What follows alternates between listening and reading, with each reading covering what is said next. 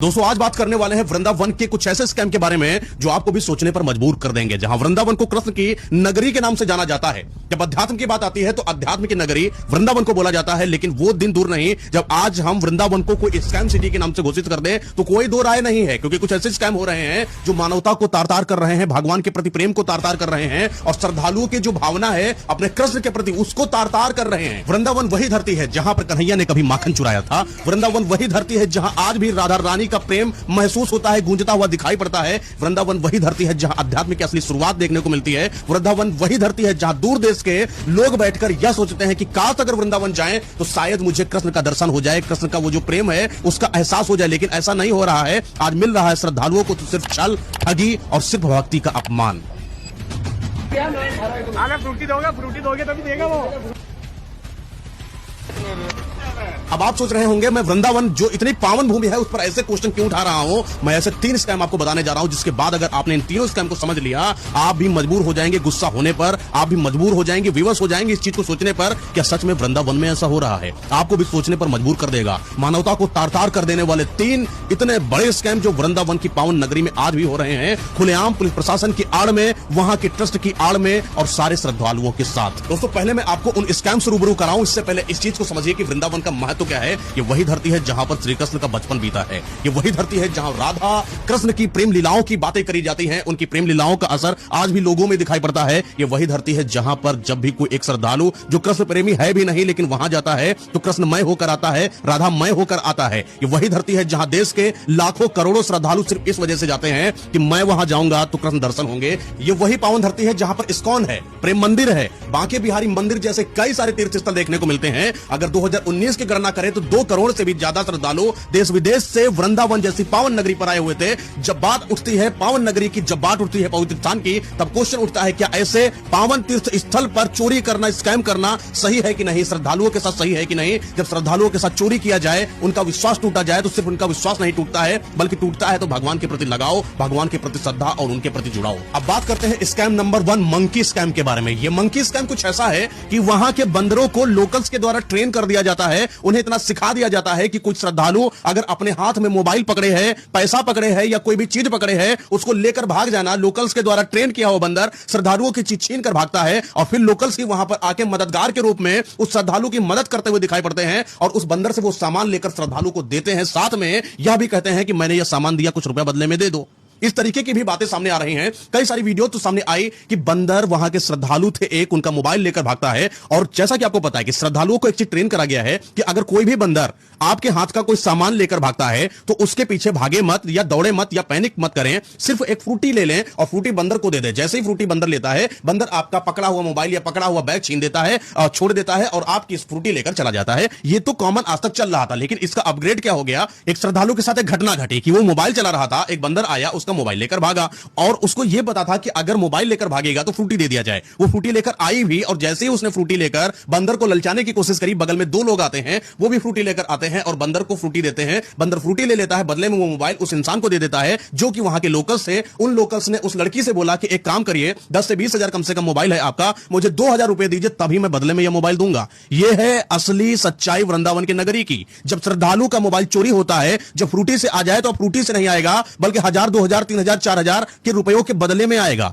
छुपाया हुआ बैग, चोरी किया हुआ बैग, इसको बंदर चोरी करते हैं लोकल्स का द्वारा ट्रेन करे हुए। तो एक तरीके की चोरी और ठगी स्कैम देखने को मिलती है वृंदावन के अंदर ही। ये क्वेश्चन खड़ा करती है वहां के सारे ट्रस्ट वालों के ऊपर और प्रशासन के ऊपर। अब बात करते हैं scam number 2 local taxi scam के बारे में। वहां के जो रिक्शा वाले हैं, जो रिक्शा चालक हैं, इतनी मनमानी कर रहे हैं कि वो रिक्शा चालक कम लेकिन गुंडे ज्यादा महसूस हो रहे हैं। श्रद्धालुओं के साथ उनका किया हुआ बर्ताव इस तरीके से उनकी इज्जत को तार तार कर रहा है कि श्रद्धालु सदमे में आकर या लाचार होकर या बेइज्जत महसूस कर जो रिक्शा वाला बोलता है उतना रुपया दे देते हैं। अगर रुपया ना दिया जाए उनका मनचाहा तो ये रिक्शे वाले वहीं पर कई सारे लोगों को बुलाकर लड़ाई झगड़े तक उतारू हो जाते हैं। और अकेला श्रद्धालु जब दूर देश से अपने मां बहनों के साथ जाए तो ऐसा अगर उसके साथ हो जाए कि वहीं के लोकल्स उसको लड़ाई में मारने लगे या मां बहनों की गाली देने लगे, तो आप सोचकर बताइए कि श्रद्धालुओं के दिल पर क्या बीतती होगी। कई सारे केस आए हैं, उसमें से एक केस बता देता हूं। रिक्शा वाला बोलता है कि 30 रुपया लगेगा किराए का, लेकिन मंजिल पर पहुंचते ही बोलता है 300 रुपया लगेगा। अभी मंजिल नहीं पहुंची है, मंजिल के पहुंचे ही 300 रुपया लगेगा, वरना अगर नहीं दिया तो रास्ते में उतार दूंगा। अब एक श्रद्धालु जिसको नहीं पता रास्ते के बारे में, वो या तो रास्ते में उतरना उचित समझ ले, पैसे को बचा ले, या मंजिल पर जाकर 300 रुपया अदा करे। दूसरा स्कैम रिक्शे वाले का देख लीजिए, जहां पर एक श्रद्धालु को बोला गया कि 250 रुपया लगेगा। लेकिन वहीं का लोकल था, वो कई बार वृंदावन आया हुआ था, उसको पता था कि यहां से यहां की दूरी 350 से 400 रुपए की है। लेकिन जब 250 रुपए उसने सुना श्रद्धालु ने, तो उसको लगा कि शायद रिक्शा चालक बहुत अच्छा आदमी है जो सस्ते में मुझे पहुंचा रहा है। 4 लोग इसके साथ थे, पूरा यात्रा करते हैं, थोड़ी जितनी भी यात्रा होती है, जितना 250 रुपए में उसकी बात हुई थी। और यात्रा करने के बाद जब घर पहुंचता है तो रिक्शा चालक बोलता है 1000 लगेगा। ये बोलता है कि 250 की बात हुई, 1000 कैसे दे दूं? अगर 250 की बात हुई तो 1000 देने का मतलब क्या बनता है? रिक्शा बोलता है नहीं, मैंने सिर्फ एक सवारी की बात करी थी, तो 4 सवारी का हो गया 1000। जब श्रद्धालु ने इस चीज का विरोध करा तो रिक्शा चालक उसके ऊपर हावी हो गया, लड़ाई पर उतारू हो चुका था और कई लोगों को बुलाकर, अपने ही लोकल्स को बुलाकर उस श्रद्धालु पर हावी होने लगा और मजबूरन में श्रद्धालु को 1000 रुपए देने पड़े, जहां उस श्रद्धालु को 350 से 400 रुपए में अपना काम निकलवाने पर आसानी होती। अब सवाल उठता है, क्या रिक्शा चालकों का ऐसा बर्ताव सिर्फ मुझे ही पता है या कुछ वीडियोज में ही पता है, वहां के ट्रस्ट वालों को नहीं पता है, वहां के लोगों को नहीं दिखाई पड़ता? क्या प्रशासन वाले इस चीज पर फोकस नहीं करते हैं कि रिक्शा चालकों का एक फिक्स रेट रखा जाए या प्रीपेड सिस्टम रेट को रखा जाए? क्यों मनमानी हो रही है, क्यों गुंडागर्दी हो रही है? यह क्वेश्चन उठता है और क्वेश्चन उठेगा तो उठाया जाएगा। मैं आज उठा रहा हूं, कल कोई और उठाएगा। एक क्लिप आती है जहां पर श्रद्धालु डरा सहमा सा बोलता है, मैं अपने परिवार को लेकर गया, बच्चों को लेकर गया, मेरे बच्चे डर गए।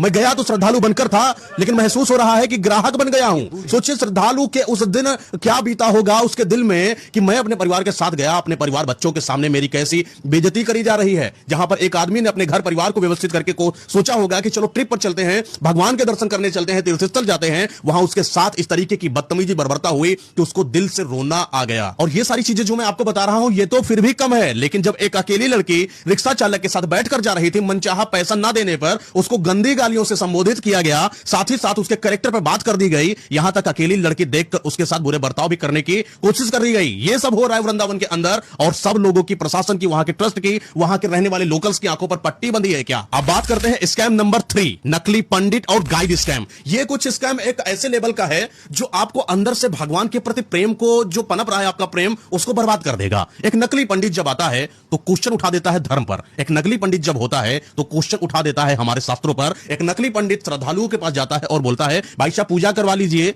आपकी ये समस्या है, समस्या दूर करा देंगे, आपको ये तकलीफ है, इस तकलीफ से राहत पाने के लिए आपको ये पूजा करानी पड़ेगी। और अगर श्रद्धालु ये बोलता है कि बाबा जी रुक जाइए, पूजा नहीं कराना है, तो बाबा जी खुद ही पूजा करना चालू कर देते हैं और पूजा के उपरांत, पूजा के बाद 1100, 1200, 2000, 5000, 10,000 की डिमांड कर देते हैं और बोलते हैं कि जब तुम्हारी औकात नहीं है पैसा देने की तो वृंदावन क्या करने आते हो? ये ऐसे कुछ सवाल होते हैं जो श्रद्धालु को अंदर से झकझोर देते हैं। वो मजबूरन में बेइज्जतीवश अपने कुछ पैसे निकालकर उस नकली पंडित को दे देता है कि कम से कम उसकी बची हुई इज्जत तो 4 लोगों के बीच में बची रहे। यही नहीं, गाइड स्कैम देखिए किस तरीके का हो रहा है कि बिना जाने पूछे, बिना इस बात की परमिशन लिए कि मैं तुम्हारा गाइड स्कैम बनना चाहता हूं, कोई भी एक इंसान आता है, किसी श्रद्धालु के पीछे लग जाता है और उसको वृंदावन के बारे में बताना शुरू कर देता है। भले ही उस श्रद्धालु को वृंदावन में कई बार आए हुए वक्त गुजारना हो चुका हो या वहां के बारे में रूबरू हो, लेकिन वो गाइड उनके साथ साथ चलने लगता है। और जब श्रद्धालु आगे चला जाता है तो गाइड खड़ा हो जाता है कि मैंने तुमको सब कुछ दिखाया, तो मुझे इसका 1000 रुपए दो, 500 रुपए दो, जितना उसका डिमांड होता है करता है। और जब श्रद्धालु ये बोलता है कि मुझे तो इसकी जरूरत ही नहीं थी, मुझे तो पहले से पता था, तो गाइड अपने कई सारे ग्रुप वालों को बुलाकर उसके ऊपर हावी हो जाता है और हावी होने के बाद उससे पैसा निकलवा ही लेता है। ये हो रहा है वृंदावन जैसी पावन नगरी पर गाइड स्कैम, नकली पंडितों का स्कैम। असली पंडितों पर क्वेश्चन उठता है, क्या सच में भक्ति यही है? क्या भक्ति के नाम पर श्रद्धालुओं को डराना ये वृंदावन सिखाता है हमें? और सबसे इंपॉर्टेंट, क्या यही है वृंदावन में भक्तों का स्वागत? क्या इसी तरीके से वृंदावन वासी स्वागत करेंगे देश विदेश के आए श्रद्धालुओं का? जब मैंने और रिसर्च करा इन स्कैम के बारे में, मुझे कई सारी ऐसी वीडियोस मिली जो आपको सोचने पर मजबूर कर देंगी। वहीं पर कुछ वीडियोस की अगर मैं बात करूं तो एक श्रद्धालु अमृतसर से आए थे। जब उनसे पूछा गया कि आपका एक्सपीरियंस कैसा रहा वृंदावन में, उन्होंने बोला कि मैं अमृतसर से वृंदावन सिर्फ इसलिए आया था कि मुझे शायद कृष्ण दर्शन हो जाए। मैं कृष्ण प्रेमी हो गया, लेकिन मुझे भरोसा ही नहीं था कि वृंदावन जैसी पावन नगरी में भी मुझे लूटा जा सकता है। इस कदर उनको लूटा गया कि उनका दिल टूट गया और वो शायद वृंदावन दोबारा आए, ये क्वेश्चन उठता है। और एक वीडियो के इंटरव्यू में श्रद्धालु बोलते हैं कि कन्हैया का नाम लेकर जो ये धंधा कर रहे हैं वो सच में असली अपराधी हैं। तो जब इतने सारे स्कैम के बारे में मैंने आपको बताया, तो अब मेरा एक सबसे कड़ा सवाल उठता है पुलिस प्रशासन की तरफ, और सवाल उठना भी चाहिए, क्योंकि पुलिस प्रशासन से सवाल नहीं उठाएंगे तो फिर किससे सवाल उठाएंगे? क्योंकि सिक्योरिटी नाम की चीज पुलिस ही देगी हमें। अब सवाल जब आता है श्रद्धालुओं के साथ हुए अन्याय पर, तो मैं हो फिर चाहे आप हो, सवाल उठने की जिम्मेदारी, सवाल उठाने की जिम्मेदारी हर एक इंसान के अंदर होनी चाहिए। पहला सवाल उठाता हूं मैं सीसीटीवी कैमरा पर। आपके सीसीटीवी कैमरा वहां पर एक्टिवेट है क्यों नहीं? आपके सीसीटीवी कैमरा वहां पर तैनात है क्यों नहीं? कई सारी जब मैंने इस पर और रिसर्च करी तो पता चला सीसीटीवी कैमरा तो है, लेकिन सीसीटीवी कैमरा को दोबारा रिपीट करके प्लेबैक करके देखने की जिम्मेदारी पुलिस वालों के पास नहीं है। श्रद्धालु जाते हैं, पुलिस को शिकायत करते हैं, पुलिस उस चीज को सीरियस नहीं लेते। क्यों? क्वेश्चन उठता है, क्यों सीरियस नहीं लेते? जब देश का इतना बड़ा सैलाब वृंदावन नगरी में आता है सिर्फ इसलिए कि सबसे सुरक्षित जगह पर आया हूं, क्योंकि कृष्ण की नगरी में आया हूं, तो वो सुरक्षित जगह है। स्कैम की नगरी क्यों बन जाती है? एक ऐसी जगह जिसको भक्तिमय और भक्ति के रूप में जाना जाता है, उस जगह को स्कैमर्स अपना ठिकाना क्यों बना रहे हैं? जिस जगह पर श्रद्धालुओं का ठिकाना होना चाहिए, उस जगह पर स्कैमर्स का ठिकाना क्या? यह सही है क्या? इस पर क्वेश्चन नहीं उठना चाहिए क्या? पुलिस प्रशासन को इस पर फोकस नहीं करना चाहिए? बड़ा क्वेश्चन, क्या पुलिस वालों को इस बारे में पता नहीं है? यह तो झूठ है कि पुलिस वालों को इस बारे में पता नहीं। जब यह चीज देश विदेश में फैल चुकी है स्कैम, तो पुलिस वालों तक कान में नहीं जा रही है। क्वेश्चन उठता है पुलिस प्रशासन आपके ऊपर। दूसरी बात, नकली पंडित होकर असली पंडित के ऊपर कहीं ना कहीं निशाना साधा जा रहा है। यह भी गलत है, क्योंकि नकली पंडित से बदनाम होते हैं असली पंडित। नकली पंडित से बदनाम हो रहा है धर्म, नकली पंडित से बदनाम हो रही है भक्ति, नकली पंडित से बदनाम हो रहा है भगवान के प्रति प्रेम। दूसरा कड़ा क्वेश्चन उठता है पुलिस प्रशासन की तरफ, जब बड़ा जल सैलाब वृंदावन की नगरी में हो, तो पुलिस की जिम्मेदारी बनती है कि वहां पर गश्त लगाए और गश्त लगाकर इस चीज का मुआयना करे कि कहीं पर गलत तो नहीं हो रहा है, किसी के साथ गलत तो नहीं हो रहा है, कोई श्रद्धालु परेशान तो नहीं है, कोई लड़की छेड़ी तो नहीं जा रही है, कोई मां बहन के साथ दिक्कत तो नहीं है। कहां गई आपकी पुलिस? गश्त क्यों नहीं लगा रही? क्या श्रद्धालुओं के साथ जो गलत हो रहा है उसमें पुलिस का कोई योगदान नहीं है? और अगर योगदान नहीं है तो पुलिस का यहां पर कड़ी कार्यवाही देखने को क्यों नहीं मिलती है? क्यों वहां पर हेल्पलाइन पर कॉल करने पर जवाब नहीं मिलता है? क्यों कोई वहां पर टूरिस्ट हेल्प सेंटर नहीं है? जब भी कोई श्रद्धालु वहां पर जाकर पुलिस से मदद मांगने की कोशिश करता है तो पुलिस मदद की बजाय उसको तिरस्कारित कर देती है। यह कब तक चलेगा? इसका जवाब चाहिए पुलिस प्रशासन से। दोस्तों